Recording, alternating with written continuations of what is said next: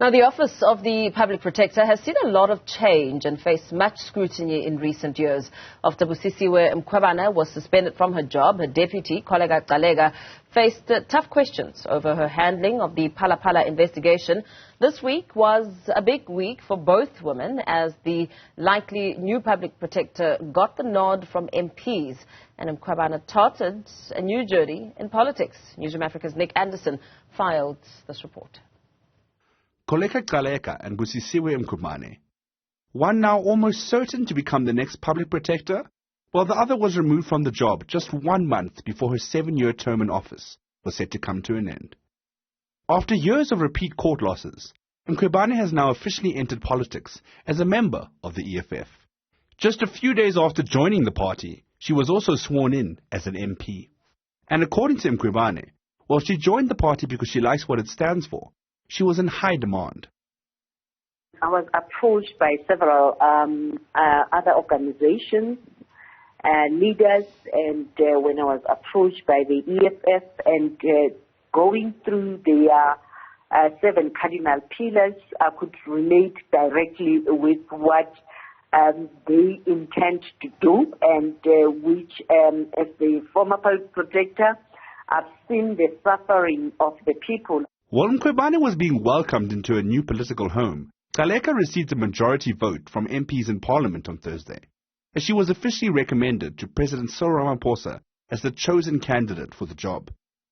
While the DA and EFF ended up walking out of Parliament, with both parties being against Gcaleka's appointment, she needed 240 votes to achieve the 60% majority required by the Constitution. With all ANC MPs present voting in her favour, the IFP sided with Gcaleka too. 244 MPs ended up voting in support of her. Of course, for many, the main shadow hanging over Gcaleka is her Phala Phala report that found that President Cyril Ramaphosa has no case to answer over funds found at his game lodge. With many having vowed to take the report to court on review, some people believe Gcaleka's term in office will be hugely shaped by how those court challenges pan out.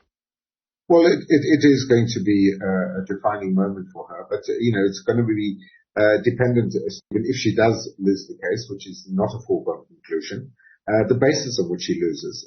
She's put forward a legal argument to justify the finding that she ultimately made, and it may have been a bona fide conclusion that she reached. There's no question of her being biased or not being impartial in the matter. And that's really the critical issue that will define whether this cloud really descends over her even more, or whether she gets the benefit of the doubt, even if she got the law wrong. While it's clear Gcaleka's likely incoming term in the hot seat is already politically divisive, the ANC insists that it's her performance in parliamentary interviews and her time acting as public protector that show she's the right person for the job. But with elections around the corner and plenty more political hot potatoes likely, the public and politicians alike will be watching the office's reports closely.